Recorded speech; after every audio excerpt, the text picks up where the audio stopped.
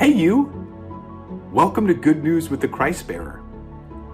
You know as well as I do, we can all use a little more good news in our lives. And I'm so glad to let you know today, God's got good news for you. How do you deal with rejection? I suppose there are a lot of ways that we can handle it, but the most natural way is dejection. We might have a low blow that messes with our minds but really hits us in our hearts, and it leads us to shut down. But how does Jesus deal with rejection? Just last week we heard how Jesus' own family accused him of being crazy. And now we see an even more sinister accusation as we read from God's word this week. Let's hear from Mark chapter 3, verse 22. The teachers of the law who came down from Jerusalem said, "He is possessed by Beelzebul, by the prince of demons.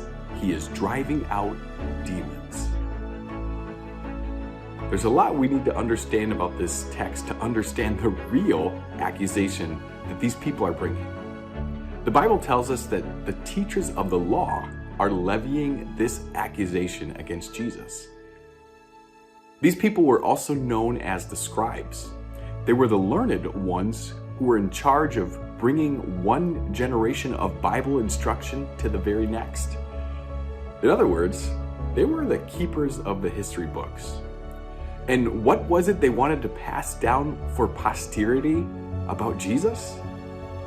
That he was driving out demons by Beelzebul.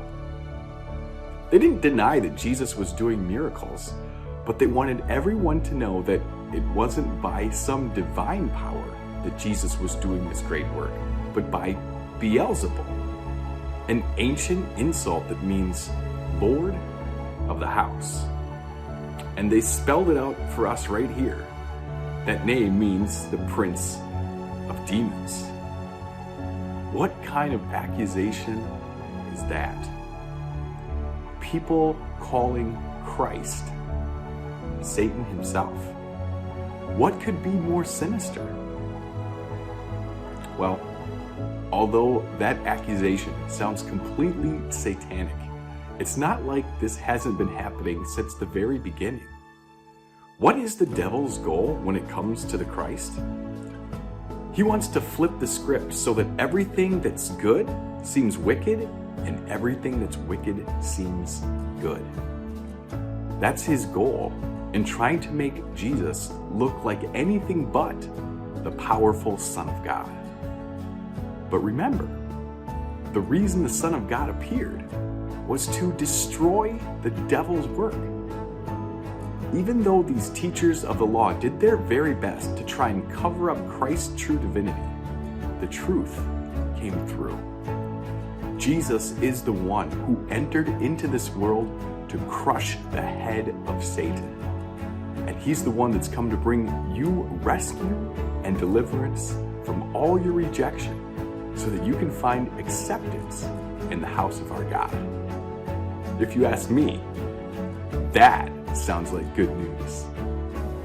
Thanks for joining me today for Good News with the Christ Bearer. We'll see you again next time because God's got even more good news for you.